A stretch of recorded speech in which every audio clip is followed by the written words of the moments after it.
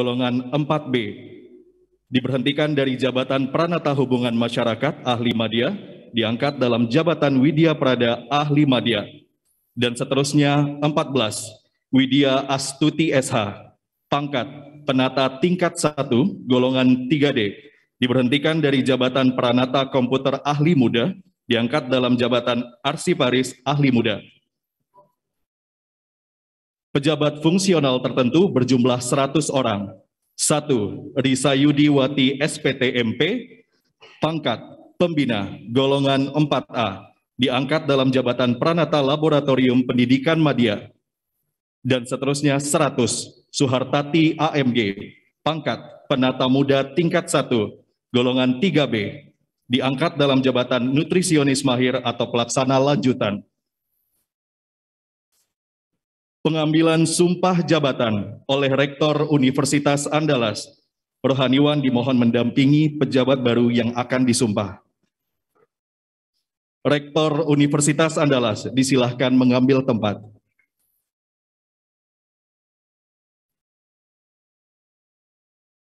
Hadirin dimohon berdiri.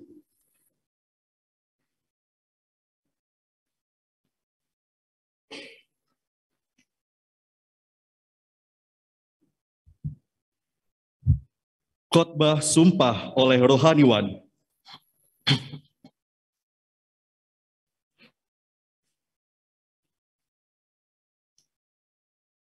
Assalamualaikum warahmatullahi wabarakatuh. A'udzu billahi minasy syaithanir rajim. Bismillahirrahmanirrahim. Innal ladzina yashtaruna bi'ahdillahi wa aymanihim tsamanan qalila. Ulaika la khalaqa lahum fil akhirah wa la yukallimuhumullah wa la yanzuru ilaihim yaumal qiyamah wa la yuzakkihim wa lahum adzabun alim. Sesungguhnya orang-orang yang mengkhianati janji-janjinya kepada Allah dan mengkhianati sumpah-sumpah mereka untuk mendapatkan sekedar keuntungan yang tidak seberapa. Orang-orang itu tidak akan mendapat memetik sesuatu yang baik di akhirat. Dan Allah tidak bersedia untuk bicara dengan orang itu. Dan Allah enggan melihat padanya. Lagi pula Allah tidak menganggap orang-orang itu sebagai yang suci. Untuk mereka disediakan siksaan yang pedih. Saudara-saudara, resapilah firman Allah ini sedalam-dalamnya. Semoga saudara selalu mendapat bimbingan dan petunjuk Allah. Allah suka kepada orang yang menempati janji dan sumpahnya. Kemudian diikuti apa yang kami tuntunkan. Bismillahirrahmanirrahim. Asyhadu an la ilaha illallah wa asyhadu anna Muhammadar Rasulullah.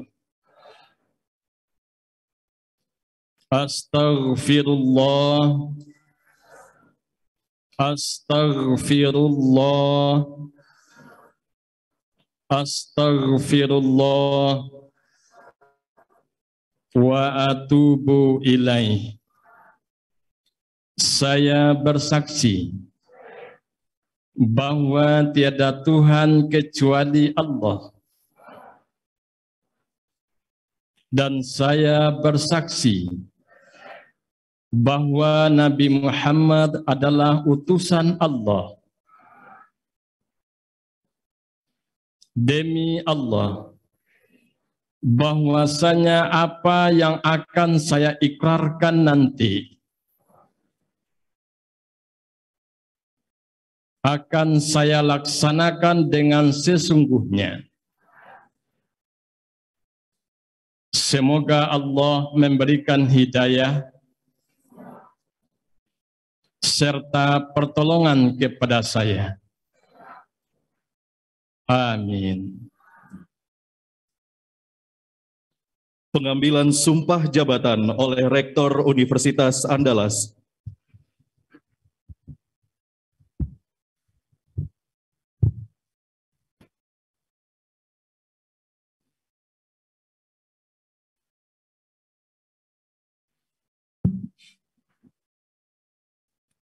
Bismillahirrahmanirrahim. Sebelum saya mengambil sumpah jabatan, saudara-saudara, saya ingin bertanya terlebih dahulu kepada saudara-saudara, bersediakah saudara diambil sumpahnya dalam agama Islam? Ya. Ikuti apa yang saya ucapkan. Demi Allah, saya bersumpah bahwa saya akan setia dan taat kepada Undang-Undang Dasar Negara Republik Indonesia tahun 1945, serta akan menjalankan segala peraturan perundang-undangan dengan seluruh-seluruhnya demi dharma bakti saya kepada bangsa dan negara, bahwa saya dalam menjalankan tugas jabatan akan menjunjung tinggi etika jabatan, bekerja dengan sebaik-baiknya dan dengan penuh rasa tanggung jawab, bahwa saya akan menjaga integritas, tidak menyalahgunakan kewenangan, serta menghindarkan diri dari perbuatan tercela.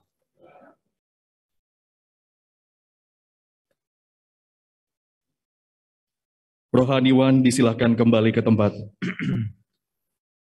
Pelantikan oleh Rektor Universitas Andalas.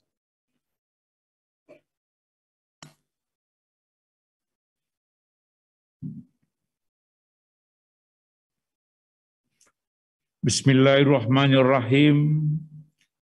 Dengan memanjatkan puji syukur kehadirat Allah Subhanahu wa taala, Tuhan Yang Maha Esa, atas taufik dan hidayahnya, maka pada hari ini Senin tanggal 24 bulan Januari tahun 2022, saya Profesor Dr. Yuliandri, Rektor Universitas Andalas, dengan ini secara resmi melantik saudara-saudara dalam tugas sebagai pejabat fungsional di lingkungan Universitas Andalas. Saya percaya bahwa saudara-saudara akan melaksanakan tugas dengan sebaik-baiknya, sesuai dengan tanggung jawab yang diberikan. Semoga Allah Subhanahu wa taala, Tuhan Yang Maha Esa, senantiasa memberikan keberkahan kepada kita bersama. Terima kasih. Hadirin disilahkan duduk kembali. Penandatanganan berita acara sumpah jabatan. Para saksi disilahkan mengambil tempat. Wakil Rektor 4 Universitas Andalas dan Kepala Biro Umum dan Sumber Daya Universitas Andalas disilahkan mengambil tempat. Perwakilan pejabat yang menandatangani berita acara sumpah jabatan diwakili oleh 1. Insinyur Irfan Kagami MPD, 2. Dr. Afdillah Hamni, disilahkan mengambil tempat.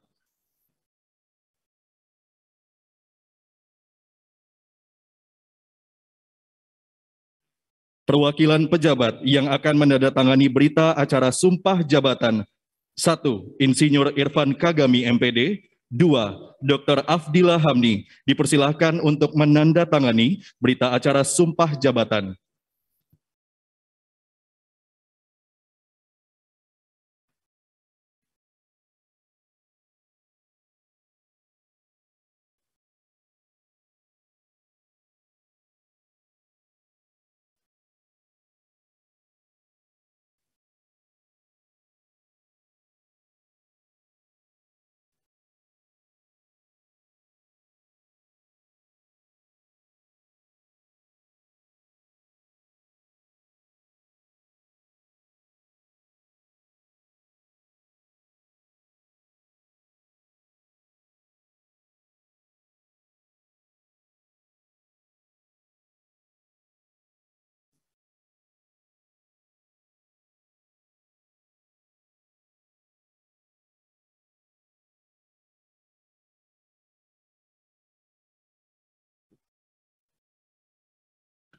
Para saksi berkenan kembali ke tempat.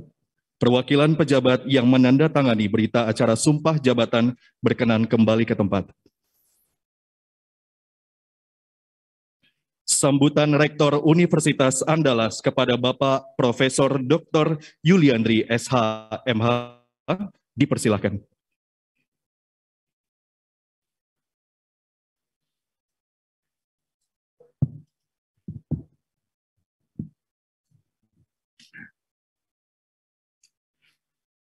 Bismillahirrahmanirrahim. Assalamualaikum warahmatullahi wabarakatuh. Alhamdulillah wa syukurillah asyhadu an la ilaha illallah wa asyhadu anna Muhammadar Rasulullah. Yang saya hormati Bapak Wakil Ketua dan Sekretaris Majelis Aulia Amanat, yang mudah-mudahan bisa menyaksikan secara online pada kesempatan siang ini. Bapak Ketua dan juga Sekretaris Senat Akademik Universitas Andalas, kemudian Bapak-Bapak Wakil Rektor, Bapak dari Bu Dekan, Wakil Dekan, dan juga pejabat lain di lingkungan Universitas Andalas, kemudian Kepala Biro yang bersebatan langsung pada pagi ini, siang ini maksudnya, dan semua undangan lainnya, terutama juga termasuk rekan-rekan jurnalis dan seterusnya. Dan secara khusus saya menyapa Bapak dan Ibu, para pejabat fungsional yang pada siang hari ini kembali atau dilantik sebagai pejabat fungsional di lingkungan Universitas Andalas. Pertama, kita manjatkan puji dan syukur kepada Allah Subhanahu wa Ta'ala.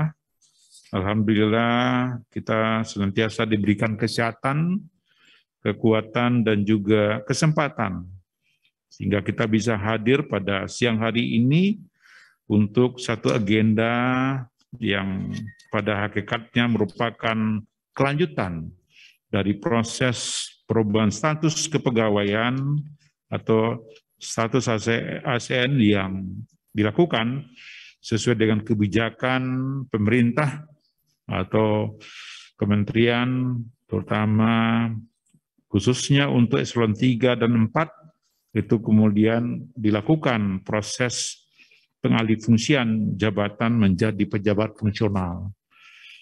Maka pada hari ini, walaupun sebelumnya beberapa pejabat juga dilantik beberapa waktu lampau, dan hari ini ada yang dilakukan penyesuaian kembali, maka untuk itu sesuai dengan aturan yang berlaku atau disampaikan kepada kita, itu mesti dilantik sebelum tanggal 31 Januari tahun 2022 ini.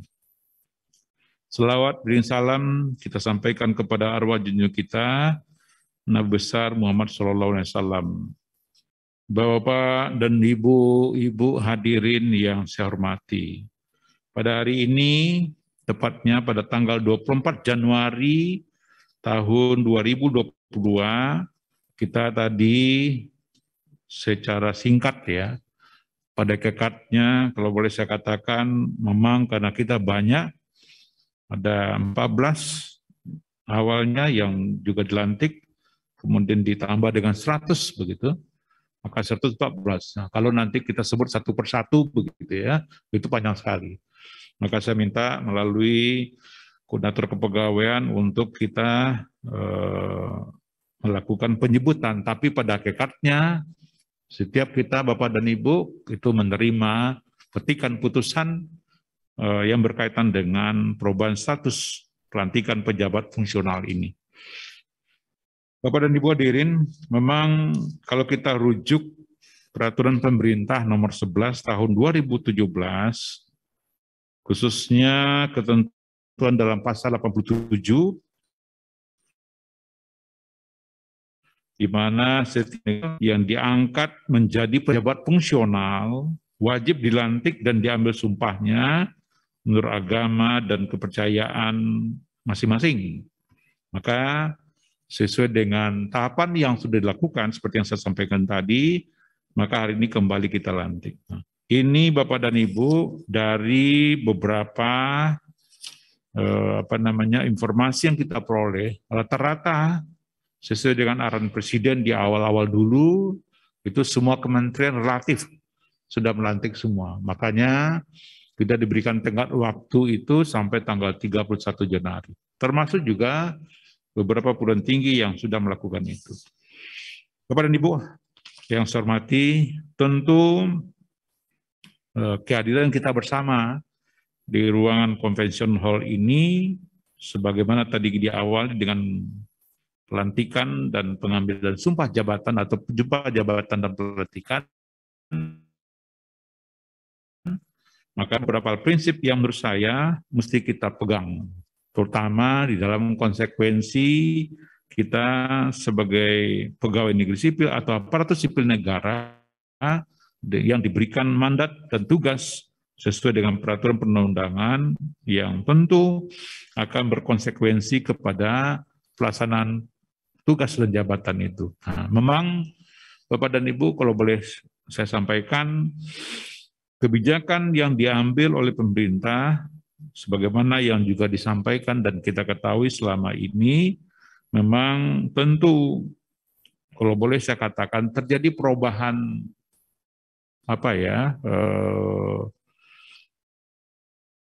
misalnya sebelumnya struktural menjadi fungsional. Nah, tentu ini butuh penyesuaian kita juga. Terutama di dalam makna fungsional tentunya. Maka menurut saya secara aturan kepegawaian, karena ini adalah perubahan yang dilakukan, tentu kalau kita tilik ke belakang begitu, tentu ada pertimbangan dan alasan mengapa itu dilakukan. Maka menurut saya Bapak dan Ibu, tentu kita kembali tinggi yang tugas utamanya adalah di bidang pendidikan, penelitian, dan pengabdian masyarakat, dan menopang prinsip-prinsip itu terutama memberikan pelayanan. Nah, kita sebagai pengolah, termasuk mulai dari rektor sampai kepada semua unit fungsional lain, diberikan tanggung jawab untuk memberikan pelayanan. Maka untuk itu menurut saya Bapak dan Ibu, tidak ada salahnya, apalagi kita Universitas Andalas yang saat ini nanti akan saya sampaikan beberapa konsekuensi perubahan. Pertama, memang semuanya, kalau boleh saya katakan Bapak dan Ibu, terjadi perubahan dari segi struktur kepegawaian, apalagi UNAN terhitung sejak tanggal 31 Agustus juga berubah menjadi PTNBH. Nah, ini tentu mesti kita sikapi dan kita hadapi dengan segala konsekuensinya.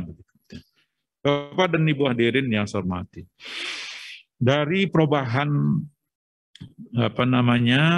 pejabat fungsional yang disampaikan tadi, maka seperti yang saya sampaikan berdasarkan peraturan pemerintah juga nomor 95 tahun 2021, UNAN telah berubah statusnya dari PTN BLU, Badan Layanan Umum, menjadi PTNBH, Perguruan Tinggi Negeri Badan Hukum. Nah, memang dari konsekuensi PTNBH ini, Bapak dan Ibu, di dalam PP yang tentu Bapak dan Ibu juga sudah baca, bahwa memang kita diberikan otonomi, terutama di bidang akademik dan non-akademik.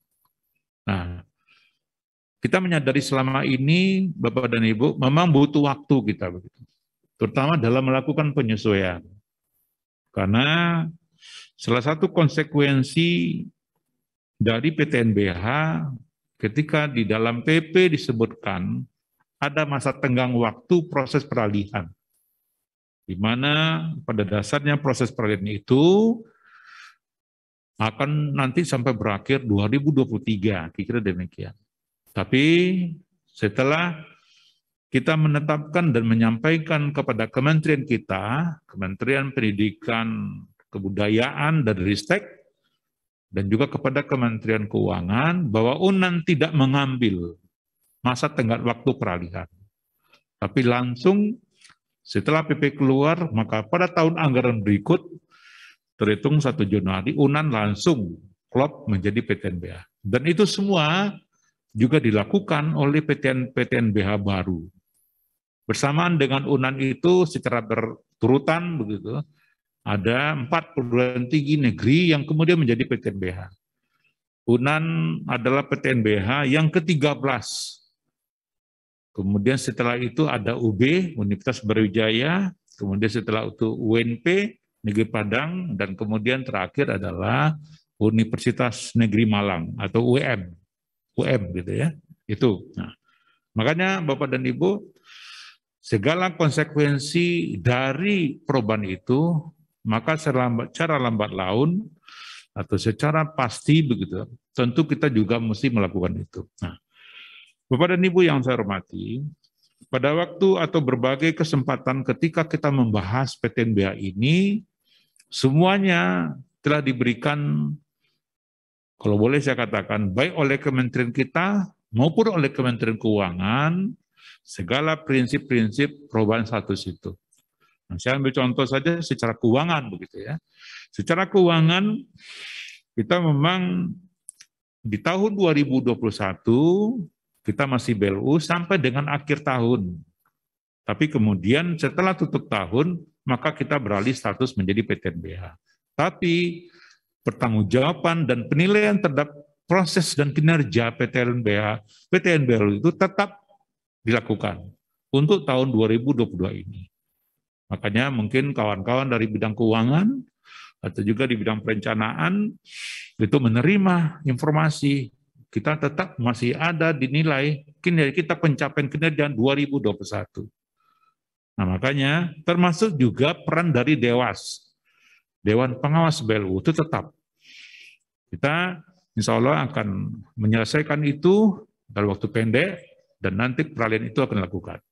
Dan sekarang kita juga sudah memberitahukan kepada Kementerian Keuangan bahwa UNAN sudah dikeluarkan dari status BLU melalui Direktorat BLU Kementerian Keuangan. Nah, kira-kira demikian. Makanya menurut saya Bapak dan Ibu itu mesti dilakukan. Kemudian yang kedua, secara akademik kita juga demikian.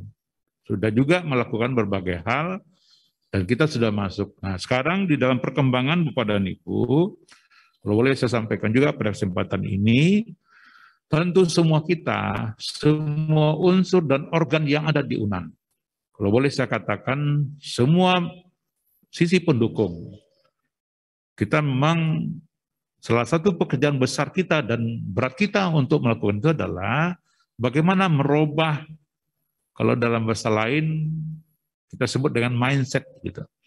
Cara berpikir. Merubah bagaimana mensuasanakan kondisi dari BLU sebelumnya menjadi PTNBH. Itu punya waktu Bapak dan Ibu. Secara kultur, secara kebiasaan, dan secara melakukan itu kita butuh itu. Kita butuh penyelesaian segera. Nah, kita sudah sampaikan Bapak dan Ibu, ada yang bertanya misalnya, bagaimana perubahan kita dengan ini? Nah, segala konsekuensi dan prinsip dengan perubahan status PTNBH itu mesti kita wujudkan.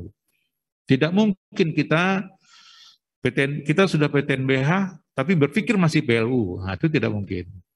Makanya mau tidak mau ini mesti kita lakukan. Nah, saya insya Allah mudah-mudahan hari ini kita sudah menyiapkan semua perangkat-perangkatnya, terutama untuk penataan organ. Saya juga menyampaikan kepada Senat Akademik Universitas, termasuk juga ke MWA yang punya, kita sekarang punya organ utama itu adalah Majelis Wali Amanat atau MWA, kemudian ada SAU, ada rektor maksudnya dengan segala jajarannya sampai ke bawah, dan kemudian ada SAU. Nah, kita sampaikan Bapak dan Ibu, misalnya SAU punya kewenangan utama di bidang akademik, maka bicara akademik toh, bagaimana mengembang ke depan.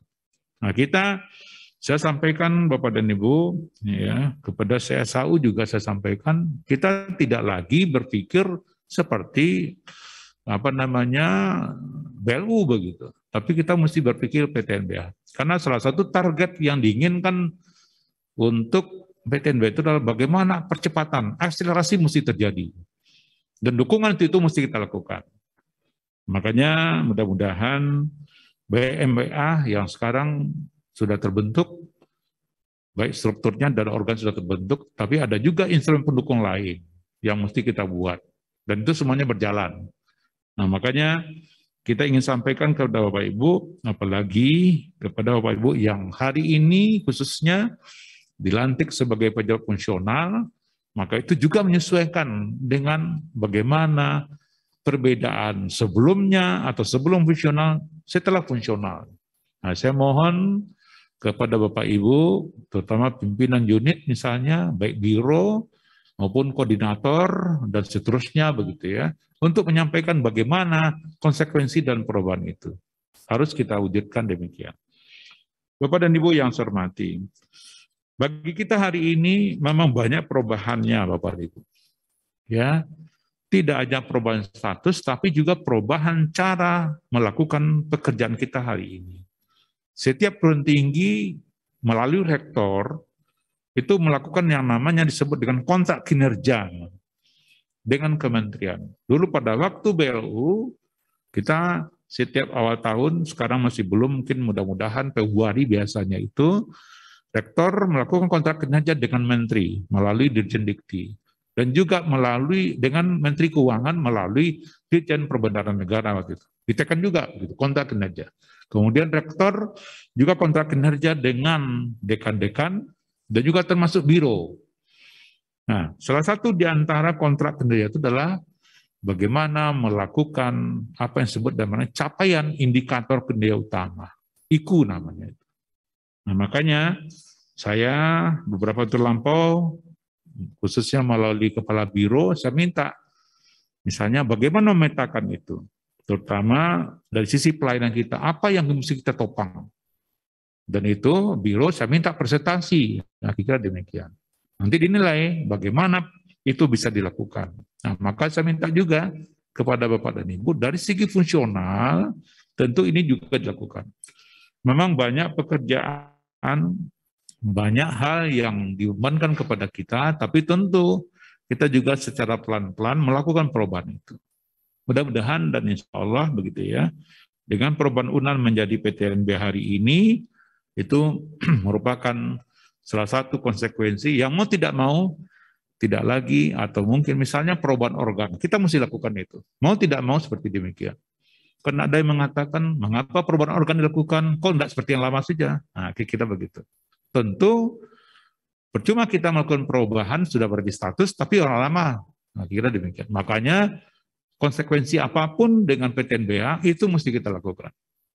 Tidak ada. Nah, makanya saya, ya apalagi untuk hari ini begitu ya, misalnya jabatan rektor sama sesuai dengan undang-undang atau PP itu habis sesuai dengan periode hari ini jabatan. Tapi kemudian ini mesti berlanjut. Maka mendudukkan semua sistem dan juga semua organ-organ dan kemudian juga semua instrumen pendukung itu dalam waktu pendek mesti diselesaikan.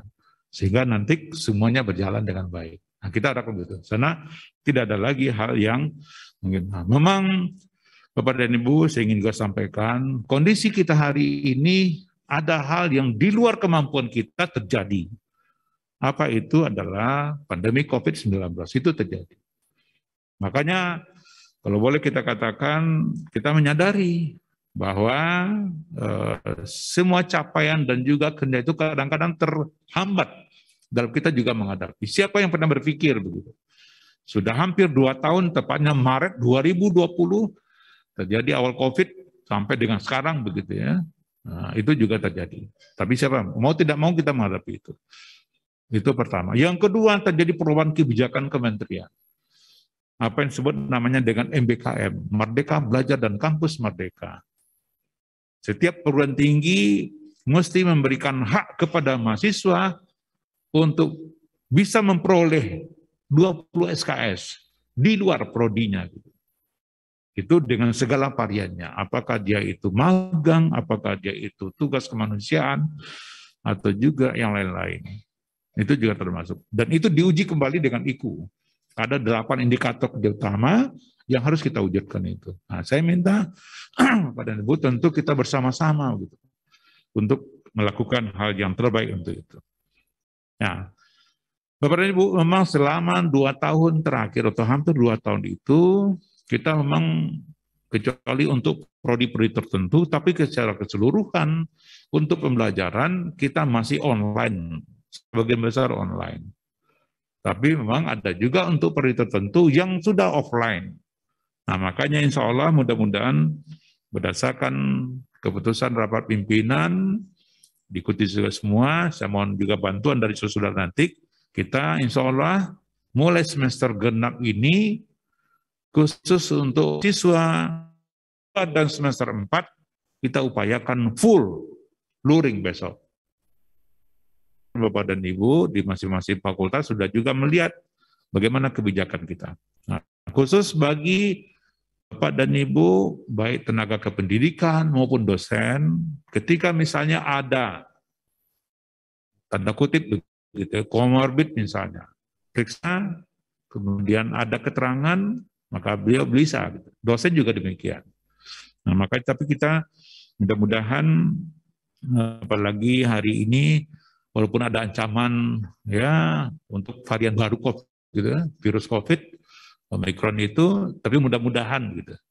Ini tentu kita, kalau misalnya, alhamdulillah untuk UNAN hari ini itu sudah di atas 70 begitu ya, untuk yang Bapak dan Ibu, baik dosen maupun tenaga pendidikan yang sudah vaksin, termasuk juga mahasiswa gitu. Nah, makanya nanti mudah-mudahan kita berdasarkan peraturan rektor kemarin nomor 6 tahun 2022 kita sudah sepakati bahwa kita akan melakukan proses pembelajaran tatap muka itu mulai semester genap ini. Insya Allah kita akan mulai tanggal 14 April. Maka nanti saya minta juga pada Bapak Ibu Kepala Biro, akademik dan umum terutama untuk mencoba menyiapkan begitu.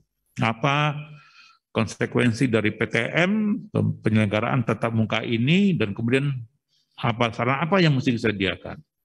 Saya juga minta kepada rumah sakit untuk kiranya juga melakukan itu. Nah, hari ini Bapak dan Ibu, rumah sakit bersama koordinasi dengan bidang akademik dan juga kemahasiswaan, ya melakukan yang karena 2 tahun sudah tidak kita lakukan begitu ya, untuk melakukan medical check-up kepada semua mahasiswa angkatan 2020 dan angkatan 2021. Ini harus kita lakukan. Di samping secara standar kita memeriksa ada prodi-prodi tertentu yang tidak mensyaratkan atau yang mensyaratkan begitu. Dia tidak boleh buta warna. Nah, ini juga salah satu hal yang mesti kita hadapi nanti. Saya minta nanti kepada Biro Akademik begitu, coba nanti apa solusi gitu.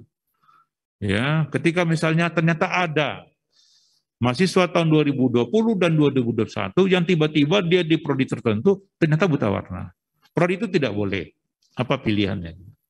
Nah, ini memang konsekuensi yang mau tidak mau saya bersama dengan Pak WR3 ini mesti kita betul. Kita tidak boleh merugikan mahasiswa. Tapi bagaimana itu mesti terjadi? Nah, itu pertama. Yang kedua, kita juga mengantisipasi bentuk-bentuk gangguan lain ketika kita periksa secara medis mahasiswa itu. Apakah narkoba atau yang lain. Dan itu bisa saja terjadi. Ya, kita kan tidak tahu. Kita kan mahasiswa, mulai dari SMA dia masuk ke perguruan tinggi, kita kan tidak ikuti apa proses yang terjadi di perguruan tinggi atau di SMA sebelumnya. Nah, ini juga termasuk. Maka Bapak dan Ibu, mari kita secara bersama-sama melakukan upaya dan mengawal itu semua, nah, sehingga Bapak dan Ibu di forum manapun juga itu bisa nanti melihat. Mudah-mudahan hal ini bisa kita atasi secara bersama-sama. Termasuk juga kita juga sudah rancang hari ini, karena sudah hampir 2 tahun kita punya fasilitas asrama yang tentu sebiasanya setiap tahun itu yang kapasitas asrama kita hari ini sudah meningkat begitu ya, hampir 2.000 begitu. Kemudian ketika ada COVID kita kosongkan semua, kecuali ada beberapa mahasiswa internasional sebelum mereka kembali ke negaranya. Nah, maka hari ini juga demikian. Kita targetkan, karena ini ada waktu juga 6 bulan, makanya kita tetap akan putuskan juga, mulai semester 2 besok, itu mahasiswa-mahasiswa yang terbatas, terutama mahasiswa yang angkatan 2021 ya Pak W3 ya, untuk kita sebagian juga nanti masuk ke asrama. Nah, ini juga penting kita lakukan. Nah, kemudian tadi juga saya minta Pak Bertiga kebetulan mewakili, tadi ada Musrenbang Kecamatan Pauh di sini begitu ya. Nah, saya minta juga kita bersama-sama dengan masyarakat yang kebetulan punya pondokan atau punya rumah sewa di sekitar kampus. Nah, kita juga sampaikan, mohon Bapak Ibu kalau ada yang dekat juga sampaikan agar juga dimonitor. Kalau misalnya ada yang menyewa, kalau anak-anak itu belum misalnya vaksin, nah sampaikan. Mudah-mudahan bisa juga divaksin. Nah, kira demikian.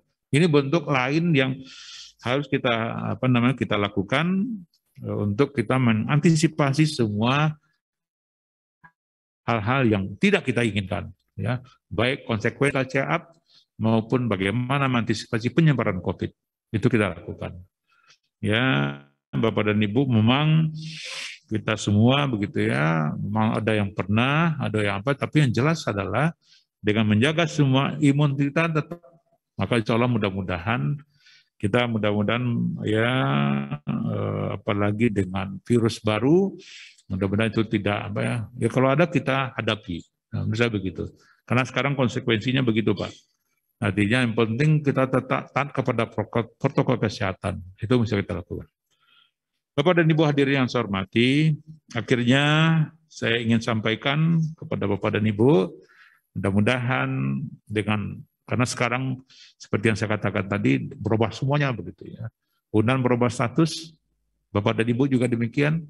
Selama ini eselon 3, eselon 4 begitu ya, menjadi fungsional. Nah, tentu ini butuh penyesuaian kita. Saya minta kepada Bapak dan Ibu, mari bersama-sama kita untuk memaknai bagaimana fungsional itu dilakukan.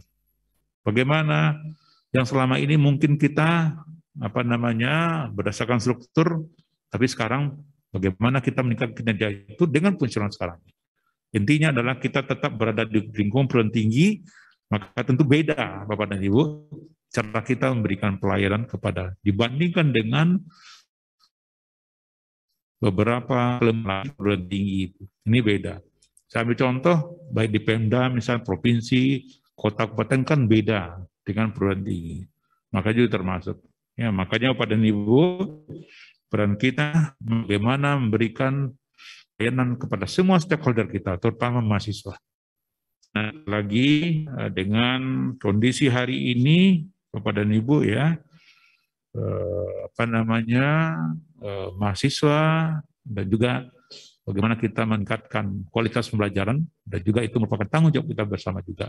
Nah, insya Allah mudah-mudahan dengan kelembagaan atau organ ada hari ini, nah kita secara pelan-pelan juga masing-masing menata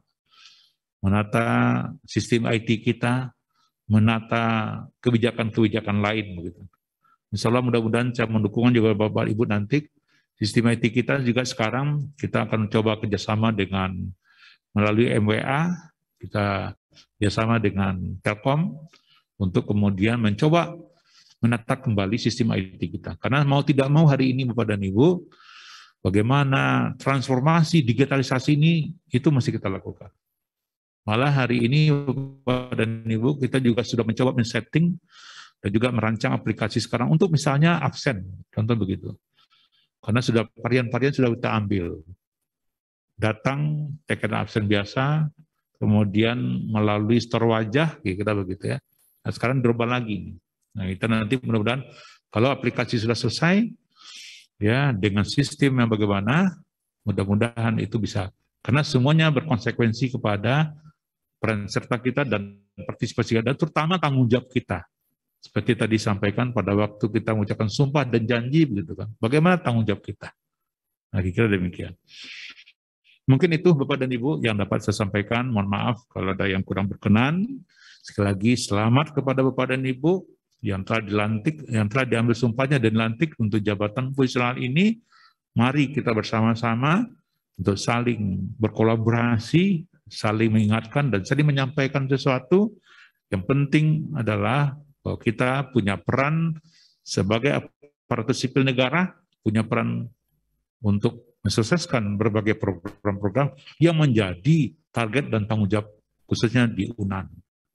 Nah, itu mungkin yang dapat saya sampaikan Bapak dan Ibu.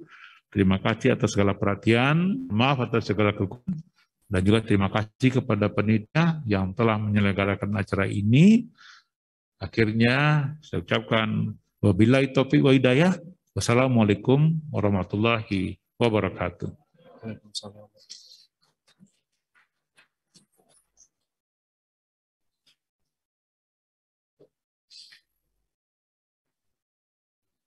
Menyanyikan lagu Bagimu Negeri, hadirin dimohon berdiri.